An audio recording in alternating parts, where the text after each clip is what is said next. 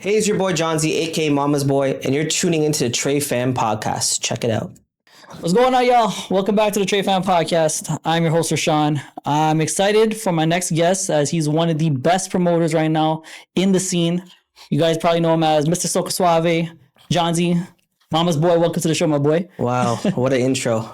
Hopefully it doesn't go downhill from here. Nah, but you're good, man. I'll give you I appreciate applause for this. Thank you. Thank you. Bro. This is big, man. This is big. Yeah, I know we've been talking about this for a while. We've been trying to figure out dates to make this work, so I'm happy. For my only last free day before.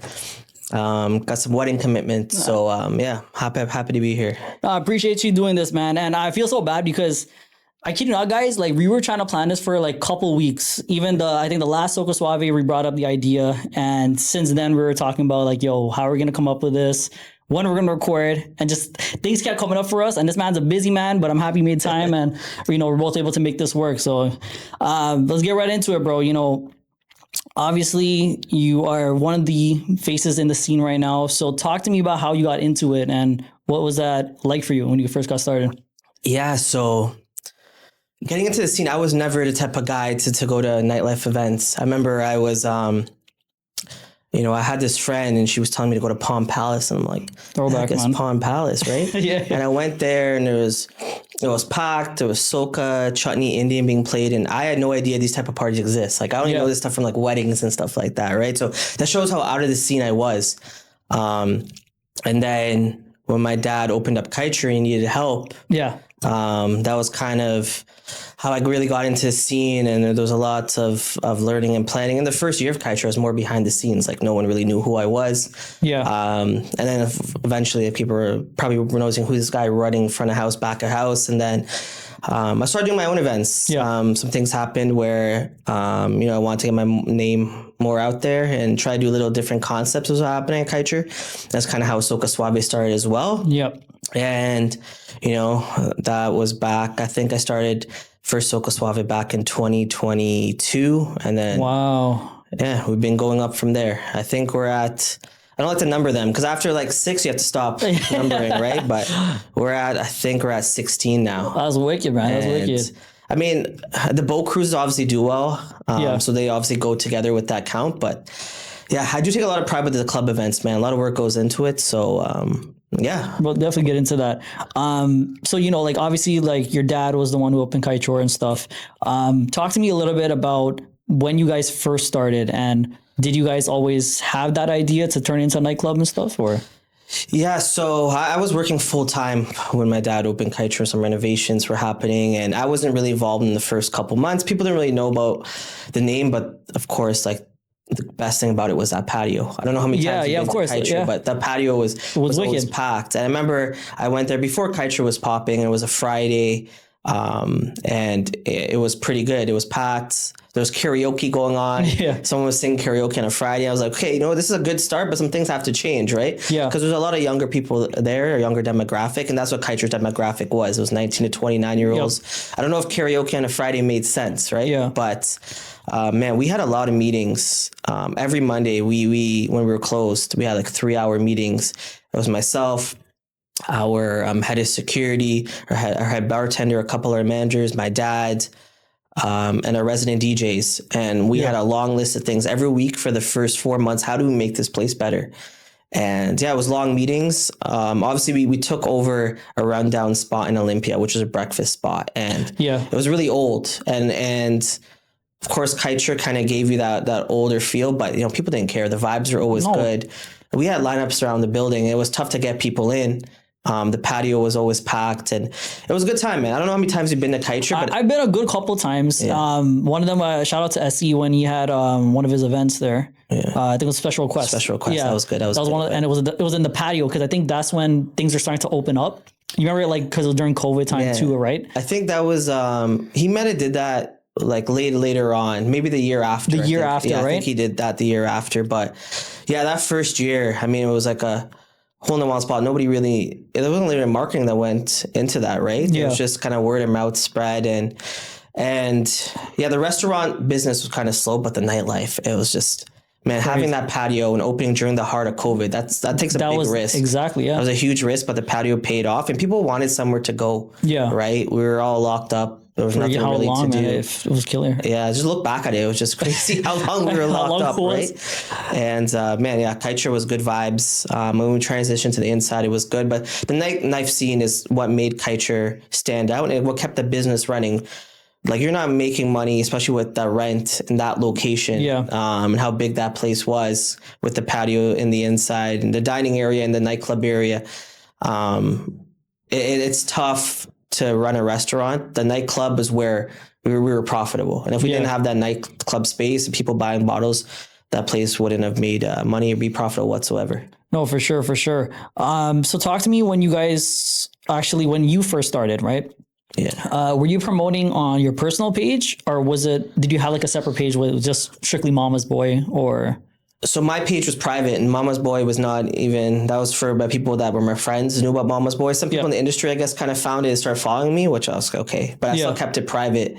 I think I had about 700 followers when Kitcher first opened. No one knew about it. Yeah. We're just strictly everything was a Kitcher Instagram page. Okay, and that's how, and everything grew organically, right? Yeah. I knew that when we started posting flyers and we just opened up, we were getting 100 likes on a flyer, and we're like 2-3 weeks in. We're like, okay, what's going on here? You know, like the hype is there. There's something there. There's something there.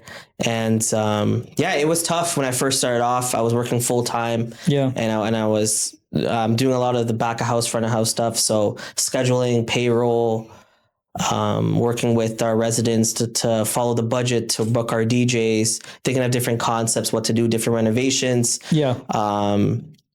And so there's a lot of things that were happening, buying TVs to plays, getting a lot of behind things, seeing POS systems, phones, a lot of things that go into a business. It was a lot. There was some nights where I was working Saturdays in my last job. I would stay up all night at Kitcher and then just go to work the next day. And looking back, I don't know how I did it. But there's definitely a lack of sleep, and I probably did that for a good 7 months. Yeah. And then I know my work quality from my other job was falling apart. Some people were like, you gotta step it up a bit. So it was that point. It was for my time to step back from my full-time job and focus more on Kitcher. So this business aspect in mind that you learned through, like, obviously working there, was that something that you already had beforehand, or was that something that developed with time being there? I always had a knack for marketing. I went to school. Got a bachelor's in business, specialized in marketing. Oh, nice. I always had a knack for it ever since high school. And I was just knowing the right people, honestly. I knew nothing about the restaurant industry, and talking to DJs, talking to people who've been in the nightlife space. Man, that really did wonders for us. And Kitcher was good when I was there. I know I left the last year and things kind of took a turn, but there was only so much I felt that I could do there. Yeah. We knew what our target demographic was, and we did a really good job at bringing the young people there, and it was good times, man. Like, I always get asked the question, like, would Kitcher ever come back or something different? But times have changed. I feel like Kitcher was that last spot where weeklies for people to get in worked. Yeah. And then obviously the economy is not the best right now, right? And a lot of people don't have money. I know people that own restaurants that are struggling during the weekdays, right? Yeah. So times have definitely changed, and there's so many Chinese spots now, opening, right? And they're doing well, so props to them. But for me, I'm really focused on the event promotion side and really throwing my own events. Yeah, which is perfectly fine. I feel like you probably had a time where you're just like, you know what, this was kind of like establishing ground, seeing if I kind of like getting your foot in the water and seeing how it works, right? In the water, I like that. And you see, I did it. Yeah, I was hoping you can catch that one. So you probably knew from then, or you're like, you know what, like,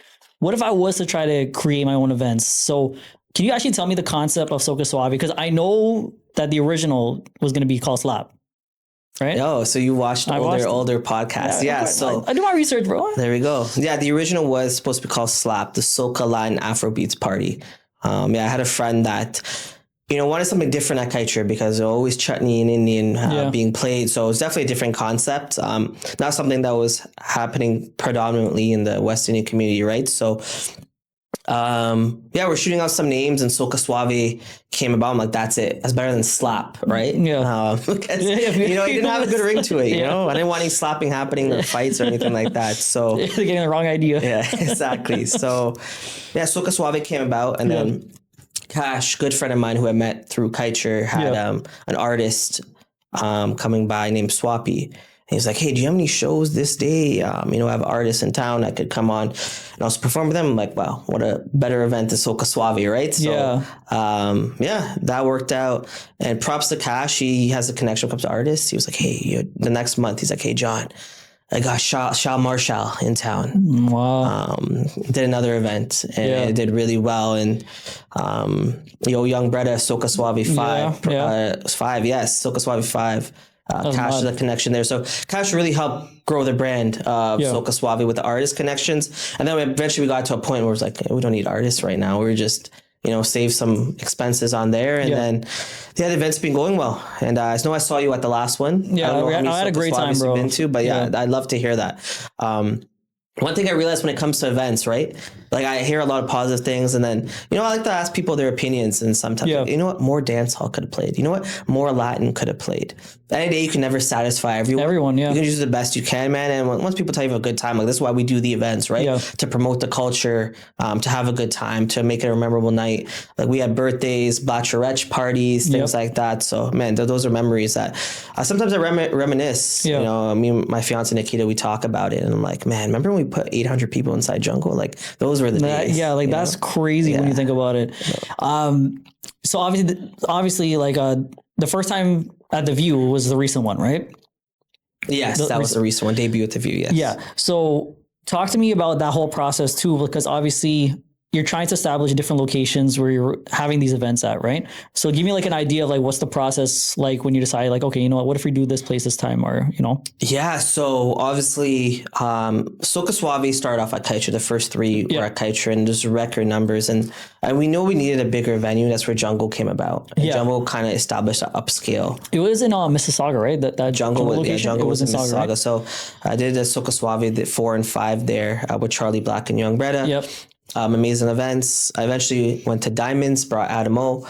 So we had this good vibe of upscale venues. And then I did WWE theme at Mystic, which suits Mystic. I was able to That was one of my favorite designs, by the way. That was creative wise, because I don't know if people knew, but that was a SmackDown versus Raw theme design, which was wicked. And even all the wrestlers I think you had with the flags kind of thing. Yeah, the flags. And there's also the Friday before WrestleMania weekend. So everything just came together. And Soca Suave started off at Good Friday. So I always try to keep it on Good Friday. This was the first year it wasn't, because of course venues and the dates are booked. So it just with the theme and the concept, it just has to fit. Like Mystic was a perfect spot to do. To do the WWE theme, because I was able to decorate. And Alyssa there, always hospitable, the whole team. They're able to let me do whatever concept I want and bring it to life. And then with the View, man, that's a luxurious spot. I wanted to keep the upscale vibe, and that's what we did. And had Vibe do my sound for me, had the photo booths, everything. Shout out Vibe, man. He's working with the sound, man. Vibe's been working with me since Kaicher. He did the sound, everything since Kaicher, and I've always hired him for all my events. And he's always come through in the clutch and never let me down yet. So we're doing good. So why do you feel like most events these days have a similar vibe from the DJs? Even just the venues and themes, if you could talk about it briefly. Yeah, so is that how you feel, or is that what people have been telling you? I feel like that's kind of what I feel, but also what I feel like people have been telling me. Like every weekend there's a promo for a certain party, right? Yeah. But it feels like it's kind of the same. You know what I mean? What's your take on that, if you feel? I feel that our consumers, which are our party goers, are smarter than ever. Yeah. Back in the day, we could go to Kaicher and we could call a party Oscunt or Lyman Vibe or something, and it would just ram out. Right? People are smarter now. They look at the DJ lineups. They also know that parties nowadays are not doing as well as they used to, right? A party that used to do 600 are probably doing 250, right? Many factors. I mentioned, people just don't have money. Yeah. And people are looking for new experiences when they go out, right? Yeah. It's not always about clubbing and partying. So we're aware of that. And, that's why I'm so grateful that Soca Suave, In the Water, these events, numbers wise, vibe wise, crowd wise, they're I would say they're doing pretty good. They'll never like to toot my own horn. Yeah, of course. We're aware of that, and we will try a couple of different concepts and themes and giveaways and different DJ lineups. Just to kind of set yourself apart. Yeah, and set the music. Like, I don't know that Soca Suave, if you've heard a lot of what was played, a lot of different R&B. Yeah. And I think that's what stood out to me too, because even with my girlfriend, like when we went to the one in the viewer, like it's been so long since I've heard like hip hop and R&B at like a Caribbean event. Yeah. And I was so appreciative for that. Like I was so happy to hear that because like I said, like it's been so long since I've heard any of that. So the fact that we were hearing those kind of music, even like my girlfriend, we looked at each other like are they playing like Young Money's Bedrock right now? Like that's I don't know who's playing, but I remember hearing that. I'm like, there's no way. Like this is wicked. Yeah, I know Soca Suave predominantly soca, Latin, dancehall. Yeah, but when you bring guys like Amir B, multi-talented, plays downtown, this is what they play. Doesn't really selective with his bookings because of how booked up he is, and I'm appreciative he's been on multiple Soca Suaves. You look at guys like Kings of Diversity, right? Yeah. They're really selective when it comes to their bookings, and their mixes have always taken off. And I used to do my own mixes for Soca Suave, and when HER came to me, like, why don't we do something? I'm like, phenomenal. Like, you guys are the king of remixes. Like, this is your lane. Amazing. So a lot of it has to do, and you mentioned before, like why things sound the same. Like the DJs I book, shout out to Dassy, Menace, amazing to work with. CD DJ, like the growth from when C started off at Soca Suave 4. I think she told you the story how, she wasn't supposed to play, and I heard her play. And the growth from there, phenomenal. No, she's amazing, man. She's deserves all her flowers. She's killing it. D Rose. D Rose is another guy. Started off at Kaitra DJing on Thursdays, right? And I see the growth in the guy, and I just like to see the growth in people, man. You work with me, I work with you, and 100%. These guys constantly on my events, and that's what brings a different vibe. That has nothing to do with me. It's their skill and their talent. Do you think that like the one thing that I think I appreciate too when it comes to you is I can see how genuine you are with giving people chances. Does that stem from you getting chances when you first started, or do you think it was harder back then for you to have those opportunities? So you feel like, you know what, like I want to be that person that I can give these opportunities to. Yeah, I feel like I was blessed with the opportunity that I had, right? I was running Kaitra with the hottest spot. So like who else could say that, right? It's not like I'm somebody young starting off in the industry that doesn't really know a lot of people. I build those connections from Kaitra, and a lot of people I do have the same connection with, but things change, man. There's a lot of times where you would give some guys opportunity, their first parties and stuff like that, and then when they see they don't look at you or pretend you don't know who you are, or they unfollow you on Instagram, some like little sneak stuff like that. But man, I do like to give people opportunities. No, by no means I believe in gatekeeping. I know some DJs loosely throw that term around and probably don't know what it means because they tend to gatekeep. But, it's the same one that's saying like, no man, you can't be gatekeeping. Like, bro, ain't you the one that? And then we'll book someone young and not pay them. Like that's my biggest pet peeve, and I've always stood up for that in the industry. Everybody who's worked with me know they've always gotten paid. Do you feel like that's kind of like the unwritten rule from like the previous generation, maybe, where? I don't know if that happened in the previous, because I wasn't really involved in the previous generation, but there's some bigs out, not obviously publicly, but I'll send them a message or give them a call. Like, treat people the way you want to be treated, man. At the end of the day, I want to see everybody win. Like when I have an event going on that day, I want to see the other events win too, because I think the whole industry is winning. And that's something we're kind of lacking right now, is that the crowds that were coming out from back when I got involved, 2021, 2022, like, those parties, those numbers are just not there as it used to be. And we just need to step it up. Different concepts, different lineups, different themes, different giveaways, welcome more venues, whatever can be done. Why do you feel that the support has kind of changed in a way in our scene? Then again, I wasn't in the scene for a long time, but I guess from your experience from these past couple of years, I just see a lot of, I'm trying to think about how to say this so I don't come off as a, but what was your question again? No, like, why do you feel like the support has kind of dropped in a way in our scene? Support within like other DJs and promoters together? Like coming out to events. Do you think like maybe like people are just kind of like envious in a way of seeing others succeed?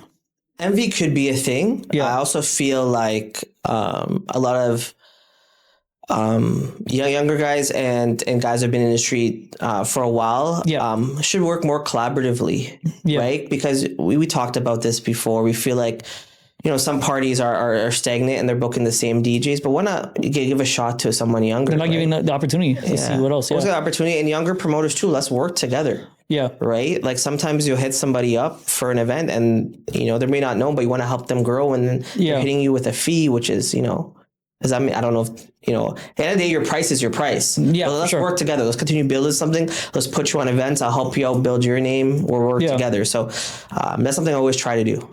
How important is it for you to have that relationship though with who you're booking on the show, on one of your events? Yeah, it's always good to have that relationship. And I'm grateful for all the artists I got to work with, all the venue owners, all the managers, all the DJs, all the promoters.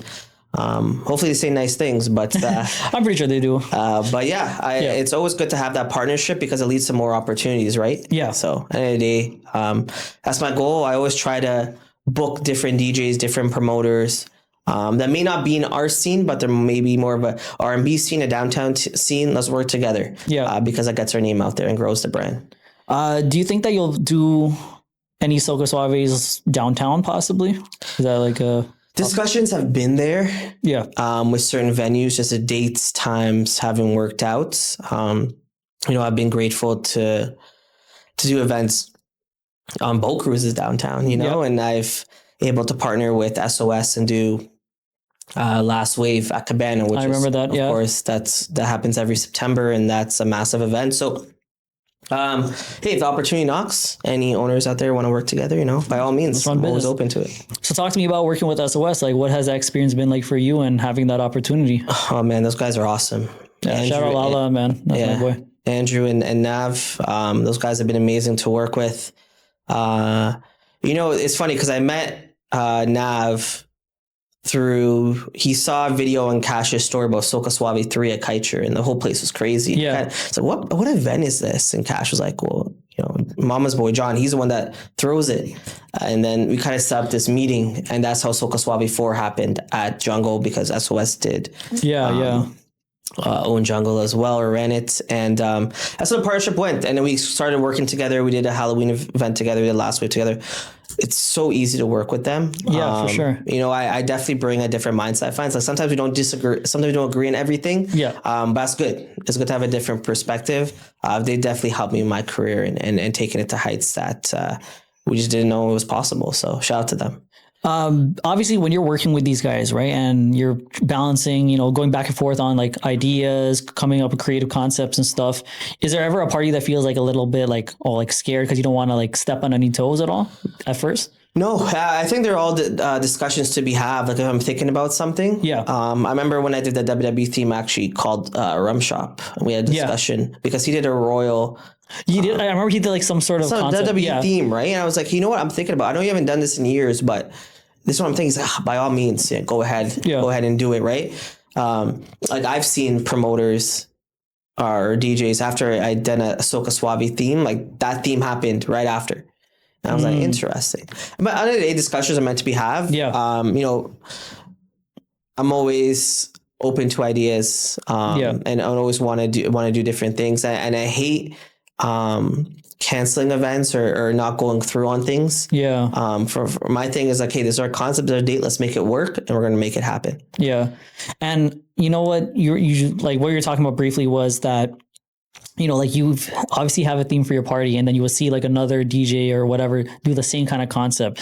How does it make you feel when you see those opportunities? Because I've been in predicaments too, where like, obviously I've seen people maybe get inspired by what I've done and do like a similar concept. So as another like creator, what do you think and feel when those things happen? Yeah. You know what? No one's ever the first to ever do something. Yeah. Right? Even when it comes to Caribbean Linkup TV, we're one of the first guys going to events, asking people questions, right?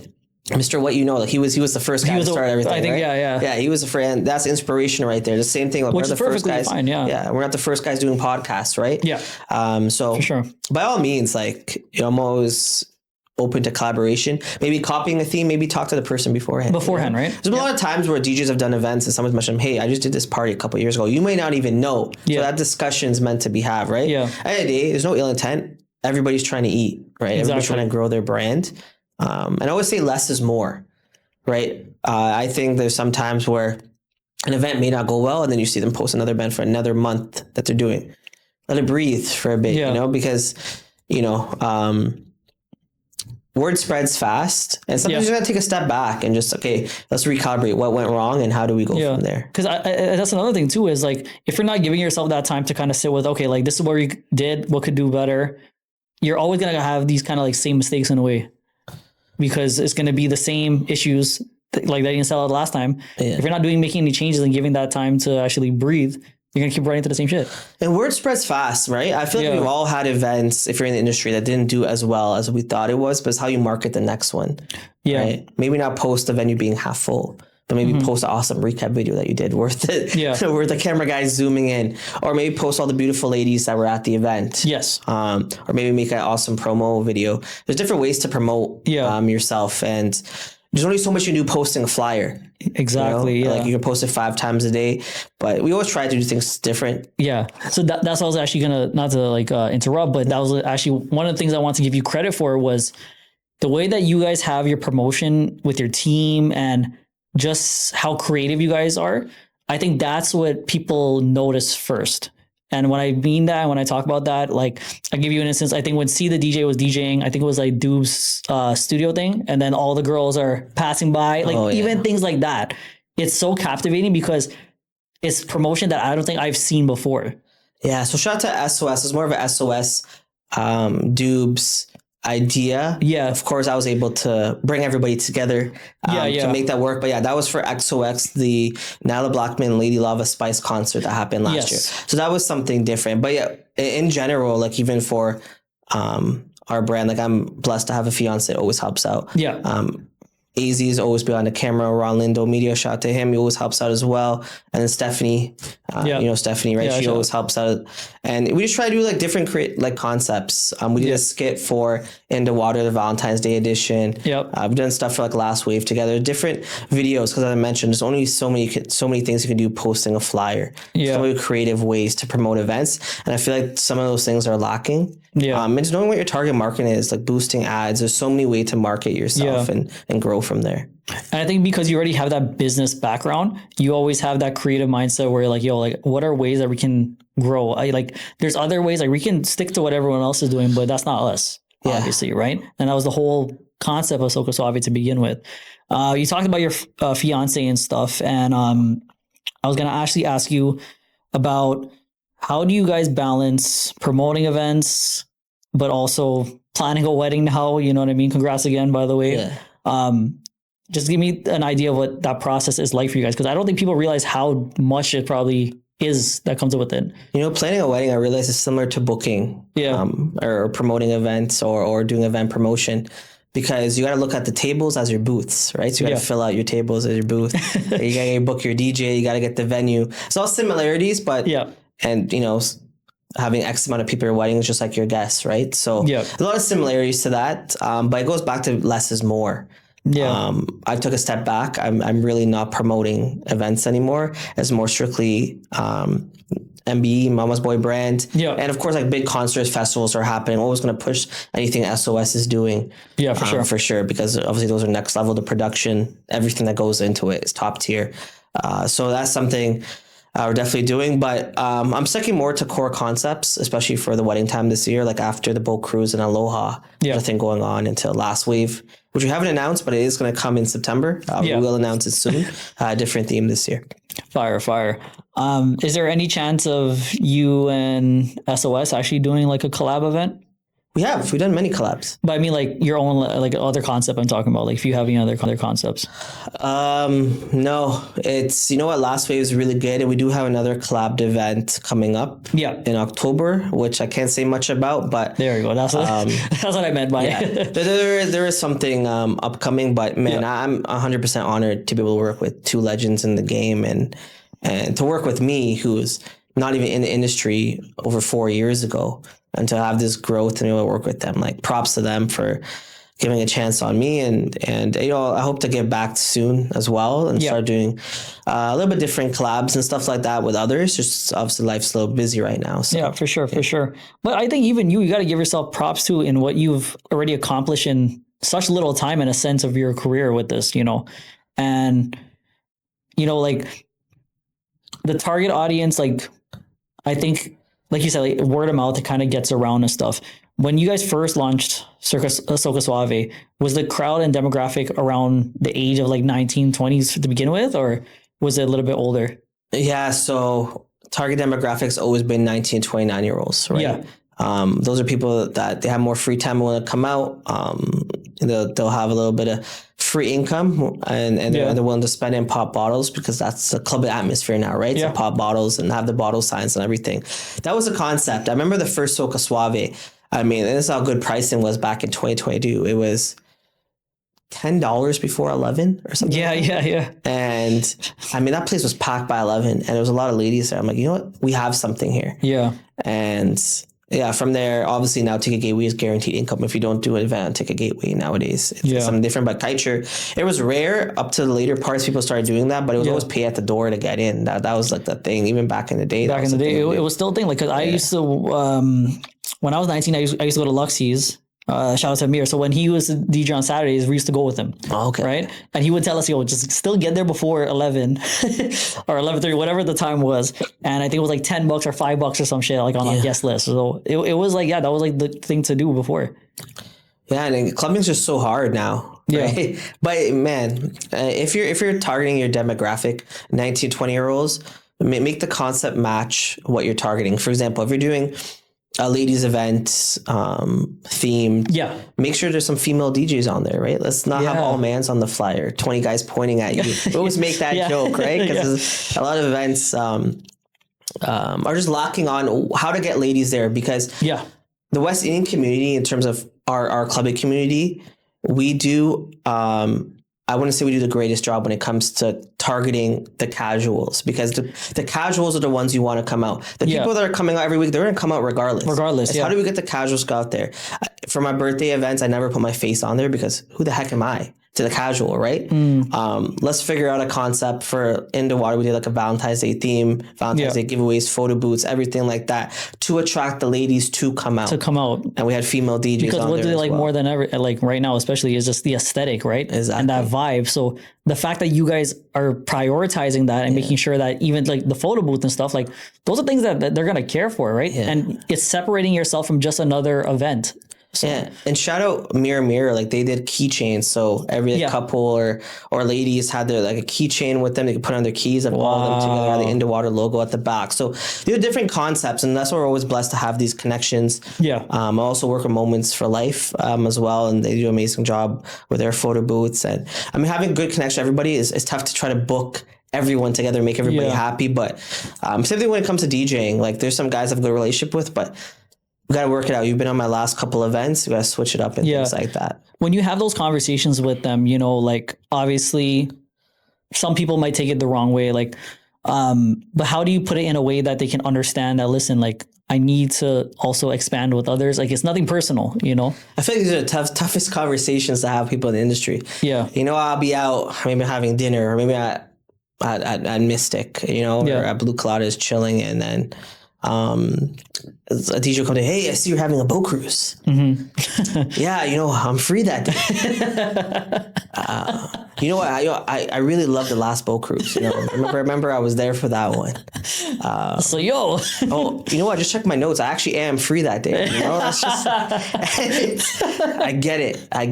But man, the classic one is my lineup is set, which obviously I'm exposing now. Or man, my budget's just really tight. A lot of guys are working with me. Or, you know what? I'll put you on the next one. And then next time you're at Mystic, hey, I got another boat cruise coming up. So it's different. Like, I have them free again, So, that's man, so but funny, those are the best guys, man. I love it, because those are the ones I want to be on your event. And it's tough to always try to book everyone, try to make them happy. But, for sure. I have a set of core DJs are on my events. From They help out a lot of behind the scenes when it comes to getting a controller or the things that I need. That's DJs help out with, and also promoters as well. There's some phenomenal promoters out there that help me out, and the role of promoters is a little different thing, right? 'Cause you can have a promoter that posts flyers all day, but then it might show up by himself or may not even show up at all, and then people don't want to pay them. But for me, the role of the promoter is just to promote the event. If you're expecting something different, right? Because there's some really good promoters out there that are bottle poppers, and they'll always book a booth for your party, and that's one less headache for you. Yeah, exactly. Right? So it's different expectations people have from promoters, and then you have like event promoters, right? So someone that I consider myself as being someone that books the venue, books the talent, books the DJs, handles all the financing. So that's what I was going to ask you was about that. Like, give me somewhat of an idea so people can at least know like how much goes into this. Cause I feel like that's kind of like a missing piece where people don't know is it's a lot of stress that comes with that too. Yeah, I feel, and I didn't even know I used to portray this when I first started events, but I'll be running around and people are like, yo, John looks stressed, right? And I'm like, that's something I don't want to show. Yeah, for sure. You know, especially first starting off doing bigger venues, I definitely gave that vibe, I would feel. But now, I have a really good support system when it comes to people that helps me out. So my mom does the door. My mama's boy, right? My mom does the door for me. She helps me out, one less headache. No, she's strict. Nobody gives her a hard time. Just how moms are supposed to be, right? Yeah. My fiance, when it comes to booking artists, she deals with all the flights. Flights are headaches for me. Yeah. Don't like dealing with it. Shout out to D Rose, always brings a controller, has everything set up for me before the event starts. Yeah. And Crown Vibe Audio gets my sound, lighting, stage, state of effects, everything ready for me before I get to the venue. Everything's good to go. Those guys make everything so much easier for me. Yeah. And then when it comes to booking events, different venues, sometimes they may charge you a fee. I'm not going to expose other venue, but some people give you a kickback if you hit certain sales at the bar. Some venues actually want to have your event there, so there's no cost whatsoever. Yeah. So it's things that go into that. When I book my events, I like to have a break-even point, right? So when I have my lineup, if my break-even point it tends to be 250 to 300 is my break-even. Yes. And then, we're good to go from there. Of course, I've had events where I lost money, but I think that's part of it though, right? Like, I love the learning curve, right? Yeah. Like, we should have done this, but, I like to go and have a creative mindset when it comes to going to events and what can we do different from last time, right? Because you don't want to saturate yourself. You don't want to keep doing the same things. Yeah. Giveaways, shout out Soca Suave cups. There's some people I know they're collecting them. You go into their house and there's the whole collection, whole mural of Soca Suave in the wire, whatever events we've done, cups. And I love that. And whether it's the setup, we mentioned the WWE Soca Suave, like that was intense. Yeah. It took a couple of days of setting up, you know? So that was good. Having screens, everything, like, hey, all this stuff costs money, but I love seeing it in the recap videos, love seeing the photos.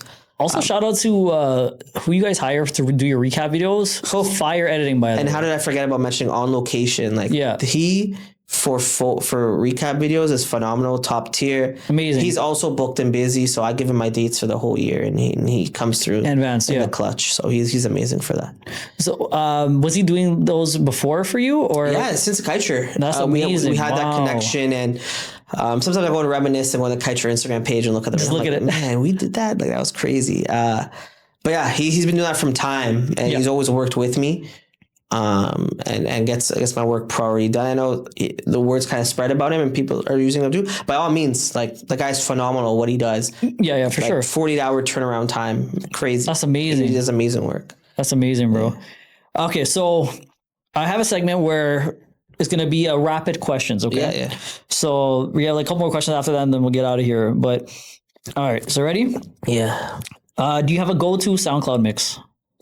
Anything Kings of Diversity, man. I feel like I'm always playing their mixes and everything's a different vibe. I think I posted my top 5 SoundCloud plays of 2025 and it was all Kings of Diversity. Yeah. That was good. I like that. I have some good mixes too doing well on YouTube. Actually, YouTube is really, I have a couple of mixes that are, I think, 100K or more. 100K views. I believe, I've seen a couple of them, And then, YouTube is a really, SoundCloud's more monetized now. Yeah, it's tough. Man. Like, they took down a couple of my mixes that were doing well, and I'm like, man, like, why? It's like, we're not trying to copyright. We're just trying to, we changed the pitches and stuff, little things to do it. And I heard somebody comment like, yo, like, cause I put my Mama's Boy drop at my look. Why is it always Mama's Boys drop like in there? But there's reasons why we do it. Yeah, it's ours, so we don't get taken down. There's little tips and tricks you can do, but they've taken down one of my soul mixes on SoundCloud, and then people are commenting on my other mix. Where's this mix? And I'm like, so is it easier on YouTube to get away with those? They don't. You just can't get monetized off it. Yeah. So like our Kirby Linkup TV page where we upload the mixes,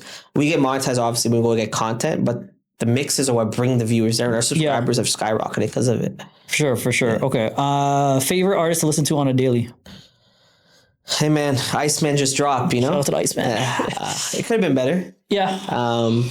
But yeah, in terms of artists, like there's a lot in hip hop. I like to listen to more classical stuff. I can't even tell you, besides Pop Smoke, like who has really been popping. That was a new artist coming up. It's tough for me to even keep up with, bro. Like I saw my playlist from back when I was in university back in 2016. Yeah. And there's some guys on there: Kanye, A$AP Rocky, Drizzy, Eminem, Lil Wayne, like that was the era, man. That was the era, and nothing can replace that era. Yeah. And I found myself listening to that a lot. I listen, like, depends on the vibe, right? If I have my people with me are blasting chutney in the car. Right? So nothing beats the classics, right? The classics are the foundation, and I feel like music's obviously changed a lot, but maybe we're just getting old heads and we don't know what's going on. And it's hard to keep up. That's another thing too. Is like, even for me, like it's hard for me to name any of the new artists really coming out right now besides of what I grew up with. And you know, obviously you mentioned like T.I. and Lil Wayne, 50, obviously, like so. Actually, I'll talk about that too. Did you have like a favorite artist when you were growing up from the hip hop scene? Lil Wayne. Lil Wayne, nice. The Carter 3, the Carter 4. Yeah. Dedication mixtapes are all right. You just spat over other people's beats. Which is cool. I mean, it was dope to like see, but like, no ceilings. Like that stuff was good. Drake too, man. Every time Drake, Lil Wayne came together, Eminem and Lil Wayne came together, it was just classics, man. Yeah. Classics. Drake's Take Care obviously is a classic. One of the greatest albums ever made, bro. Yeah. I don't hear what people say. Kanye Graduation, obviously. Oh my God. The Life of Pablo, man. That got me through like university. I was studying and the whole album's, I'm like, what? Like there's no skips. Like that was phenomenal. Like it was one of the most smoothest albums you could listen to. It was so good. Oh my God. And then you have something like Yeezus, like that wasn't for me. Nah, like that was different. I read that he tried a different sound, but like it just, considering he just came from like Dark Twisted Fantasy, like the album before, bro, like how do you go to that, bro? And then Bound 2 was probably the only normal song on that track, but the music video was just weird. It was just weird. It's like nothing was normal about that, you know? So that was even Kanye, man, like I feel like he obviously shaped such a sound, obviously like cater towards Drake, Kid Cudi and those guys and such.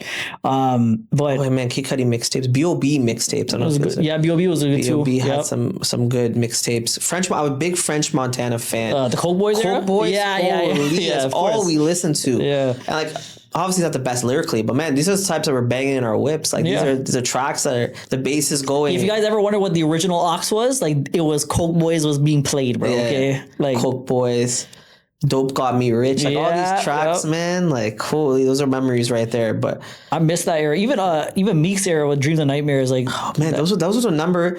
Dreams and Nightmares 2, I think, was the most played on Dat Piff by far. It was nothing close to it. Yeah, and I wasn't really a big Meek fan, but that was. But that shit was wicked, bro. And shout out to Dat Piff, man. Dat Piff, bro, throwback. Like I heard like the Psycho. I had no idea the Psycho shut down 5 years ago. Because obviously with streaming nowadays, you can't go back. But man, just to look at that chart again and just to like re-listen to things. Because remember, like Tory Lanez has stuff on there. The Weeknd had stuff on there too, right? Like that was the first music outlet in a way to get your shit out there. Like even like SoundCloud, but before that, it was Dat Piff. Yeah. And like French Montana, waiting for like Coke Boys 4 to drop. Yep. They would delay it like a couple days. I'm like, bro, what are you doing, man? But that's what we were doing. We were waiting for stuff to drop. And I feel like that's what's missing now too, because streaming services, you get to watch it or just listen to it just like that. Before, you had to go and look around to get the download, you know, like it was a whole other process. And I was really articulate. I don't know if that's the right word I'm using here, but I was really like, when it came to my albums, I would rate the songs like on my iTunes. You could rate it 5 stars or whatnot. Yeah. And then whatever 5 stars were, I throw them into a playlist. And that's what I'm banging in the car. But man, those were the days. And then when Apple Music came out, and I was like, I can't even download these things no more because it's all streaming. And I was like, man, these guys kind of took the fun out for me. But man, streaming makes so much more sense than downloading music. Oh, for sure, Apple Music. And so much easier, right? I do miss the days where we go on and download and have less disk space, but Yeah, those bro. are the days. Like I'm happy that we still got to experience that now. When I look at like the new generation that doesn't get to experience that, but because even like going to buy the physical CDs and even video games too. Like we used to go and buy the physical disc, open it up, and just read the handbook. Yeah. I was listening to CDJ talk on your thing. She's talking about cassettes. I'm like, what the heck do you know about cassettes? Yeah. You know what I mean? And then I was talking to somebody today too, and then they didn't even know what dial-up connection was, and she's in her 20s. I'm like, man, you missed out. Like, we cannot use our phones with that. Yeah. Like, even when it came to like Boxing Day, man, we were out like early in the morning to try to get the latest early in the things. morning, just try to. Right now, like on consoles, you can't even buy like EB games, like RIP. It ruined the fun, man. The fun, man. Like I just remember even like Call of Duty Modern Warfare 2. Going to EB Games, like you said, RIP EB Games, the night of midnight, waiting in line to go and get the new Modern Warfare. Just to clarify, EB Games is still open, but it's GameStop tough now, right? Is it? Yeah, I think they're the same company. Yeah. Yeah. But GameStop, I think you're right. Yeah. But the thing is like, it just sucks because obviously now you're gonna buy the new GTA online, right? I don't think they're making the physical copies, right? So that's what sucked. Yeah. Just going in and seeing all of them, like, those are the days. Man, it's a death of the physical media, but like I still see that there is stores that keep obviously like has DVDs and stuff, and I see there's like a new era, I would say, of people collecting physical media now, which is dope to see though. Yeah, that's cool. Like, I know people collect records, like that's cool. Yeah. I'm not a record type of guy, but that's cool. I actually have like about like 15 vinyls. Take Care is one of them. Nice. After Hours, 808s and Heartbreaks. Like I try to collect them as much as I can just for that thing, because there's so much more when you open them. Like there's actually like different designs and stuff. So okay, that's sick. Okay, sorry, I mean to leeway there. It's okay, man. Good conversations, right? That's what it is. Okay, so this is a good one. Give me your dream DJ list and for an event, and there's only 5 you could pick. Wow, this guy's putting me on the spot here. 5 DJs. Let's go with, we do touch about this DJ before and the versatility and the Toronto scene and playing hip hop R&B. Let's go to Amir B. Yep. I want Amir B on my lineup because he knows exactly what to play. Excellent MC. Right? Yep. Then I'll put Kings of Diversity on there because Soca Suave brand would not be where it is without Kings of Diversity and their mixes and bring a whole new audience. Yeah. And the amount of times this guy's telling me that people have hit them up because they heard the mix online and want to go to this event, it's crazy. Yeah, fire. So, shout out to them. Third would be Dassy. Dassy brought a different vibe to Kaitra than Soca Suave 3. Like we were playing, I don't know if Buan was even a category then, but he was playing some upbeat soca back then, and he was killing it. And that was one of the craziest events, Soca Suave parties I've been to. So he would definitely be on there. Another guy I would put would be D Rose. D Rose, yeah, to see D Rose's growth, right? And that's one guy from playing on the Thursdays on the Kaitra patio to then working on Fridays, Saturdays, and whatever set he was played or given to play, he never complains. One of those guys helped me out, even though he's booked on majority of my events. He just helped me out. He's Mr. Versatile, man. Yeah, he's wicked too, man. Wicked, versatile, can play anything. Some crazy dubs for a young guy. I don't know where he's getting these dubs from, but good for him. I think you got 2 more now, right? No, that was 4. That's 4. Say one more. Yes, one more. I'm gonna give you 2 more. Yep. Break the rule. I should have said 3. Give me Menace. Menace, yeah. Phenomenal NC, hypes the crowd, very versatile as well. Incredible. Just a nice guy. Just all around, like all great around, guy, great guy, nice guy. Genuine conversations with him, and then give me CDDJ. Yeah, fire. CDDJ. She's gonna make a lot more waves. Right now, she's booked on a lot of downtown events, and which is wicked. Good, amazing for her. Someone just started off in the industry a few years ago. So yeah, props to her, and that's someone that, again, my majority of my lineups really versatile and doesn't complain about what time set to play. That's a really good job. Yeah, it's a good list. I like the list. Soca or Line? Depends on soca. I'm not really a groovy soca kind of guy. Okay. Right? Yeah. Like, it's tough for me to get into vibe with soca, but I mean, you're talking about Latin and you give me some old school reggaeton, you know, like that's where it is. Like that's exactly Your kind of vibe, yeah. yeah, that's 100% my vibe. The Daddy Yankees of the world. Like, Daddy Yankee kind of brought it mainstream. Like that's what I used to hear on Z103, where they used to go to these clubs and they were playing. You know, I used to listen to the Like Sugar Daddies and stuff. Sugar Daddies, and I think they may still go there. Who knows? But Yeah. I mean, the reggaeton was just always taking over, right? Yeah. So that I would say reggaeton, and then there's many different genres when it comes to soca and Latin within it. Yeah, But I do like my reggaeton music, and that's part of what inspired Soca Suave. And you know, by all means, I don't want people thinking anything about culture vulture, like taking Latin music and putting in, but as part of the Caribbean, right? This is the type of music that we grew up listening to. And, you know, by all means, my crowd is still heavily, predominantly West Indian, Trini, Guyanese. But man, you go out to my events now, and you're seeing more and more diversity, which I love. Yeah. Which I love. Obviously, I have that Kaitra background. I have that crowd. That was predominantly going to be the vibe of my events. But I mean, we play everything and try to make it a vibe, right? Yeah, for sure. Maybe, all right. So give me one of your drunkest stories that if you have any. Oh, man. Do I have a crazy drunk story? Yeah. So I'm sure my fiance has a lot because she has to deal with this sometimes. Yeah. But I'm one of those guys where unless it's my birthday or like I don't get drunk at my actual events because mind space in there, you know. Make sure everything is good. Yep. Which, you know what, I have phenomenal DJs. I mentioned my mom does a door for me. My fiance also checks in at the front, make sure everything's good. Nikita. Yeah. So, you know, almost a peace of mind. But again, you don't want to be sloppy at your own event, right? You don't want to be drunk. It's your brand at the end of the day. This is my birthday because I get fed shots like nothing. No, you can't say no. And that's the thing. Like, exactly. So, or unless I'm going out to somebody else's party. But there is one event I was on recently. It's probably my last club booking I'm taking for the year because of the wedding. And it was in Styles Barbie's Bruckout. Oh, fire. Yeah. And I think Nikita and Steph were dancing and they gave me both their purses on their hand. Yeah. And then High Beam came on. High Beam. Some reason I started like dancing, going down low. Yeah. And they showed me the video next time. I'm like, what was I doing?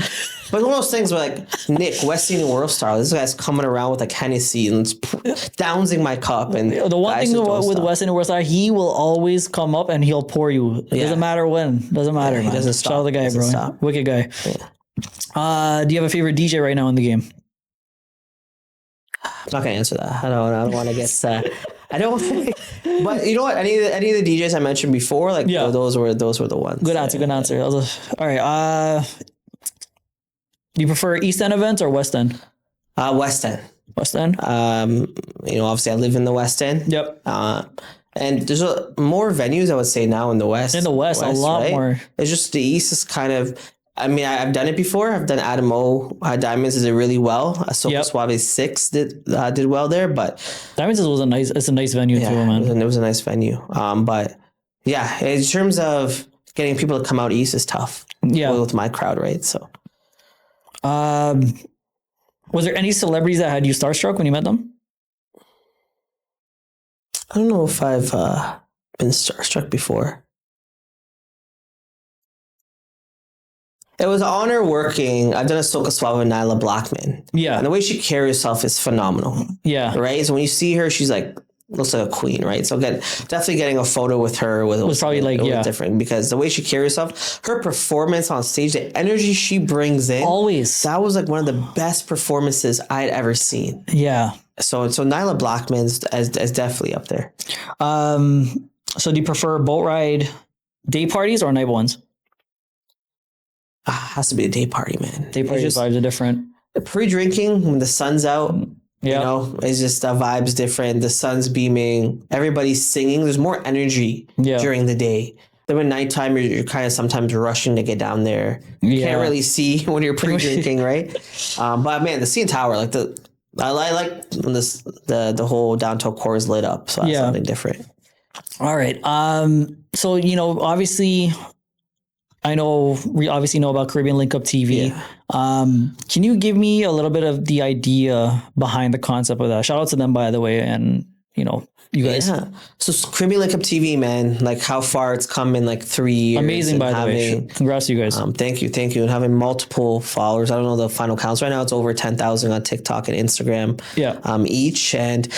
Shout out to AZ, my cousin Ashton, man. He had the idea and really wanted to grow a page. And we started off recording on our iPhones. Yeah. And it was similar stuff to like how we were doing here. We had one of AZ's friends book one of those condo rooms, and we just sat and just talked. Yeah. Right. And then shot a couple episodes. From there, we just, I was recording on the iPhone, and we go to Mystic after clubs or the events were done. That's the best time, right? When everybody's drinking. Smartest thing. And we're smart. recording and stuff starting like clicking, and we're getting hits. And then we were splitting up. So I was recording, I had a camera guy, he was recording, he had a camera guy. And again, things were going viral. And then it's led to many different opportunities as well, right? A lot of DJs, promoters are hitting us up to record their videos, and they're posting it. Not even knowing Caribbean Linkup recorded it or did all the editing. And shout out to AZ, does a lot of editing. Shout out to Ron Lindo, Germs, they've helped us behind the scenes as well. AZ and Germs and Ron Lindo just shot a comedy show as well, with multiple cameras and doing that. And also doing like recap videos. AZ's been doing a lot of that as well. So there's a lot of different media. Add that to the events that we've been doing. We've been combining our brands together and working on events. So multimedia has grown a long way, and I'm happy to see it do well. And that's the goal, right? Same thing with Trey Fan Podcast. So when you asked me to be on, 100%, man. Anything to grow the brand, let's work together and get things down and continue to grow. Yeah, I appreciate it, man. And honestly, you guys are killing it. And I'm so happy to see the growth. And I think what's so cool is the fact that obviously you guys are doing kind of like a street interview in a way, but it's such a smart idea. What's the best to get a reaction out of a Khalid person is when they're drunk, right? Yeah. And I gotta know what's the issue with Natasha, bro? What the name Natasha? That video was so funny, bro. I could not believe how many people... That went viral. That was so funny, bro. I don't know, man. And I feel like we've all had a Natasha I've had a Natasha just irks you, just, rubs you the wrong way, So, you know what? I'm not saying all Natashas are bad, but man, like the fact that everybody kept saying Natasha, I was like, okay, there's something going on with his name. It's a reoccurring theme.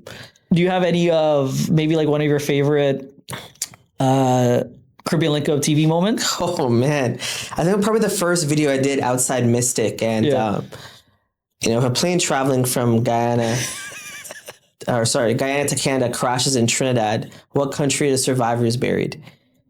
And obviously survivors don't get buried, right? Yeah. So people are just, they'll be buried in Trinidad. Oh, well, if the sea split in half, then you would, 50% chance. I'm like, what is going on here? Yeah, bro. I'm like, in that video, how many months of the year have 28 days? Like nobody got that. Yeah. I'm like, man, but these are the fun moments. Yeah. At the end of the day, we're not shooting these concepts to make fun of our people. We're laughing, not at you, we're laughing all together. Yeah. Right. And at the end of the day, if somebody doesn't like a video, then, we're going to do our thing and take things down.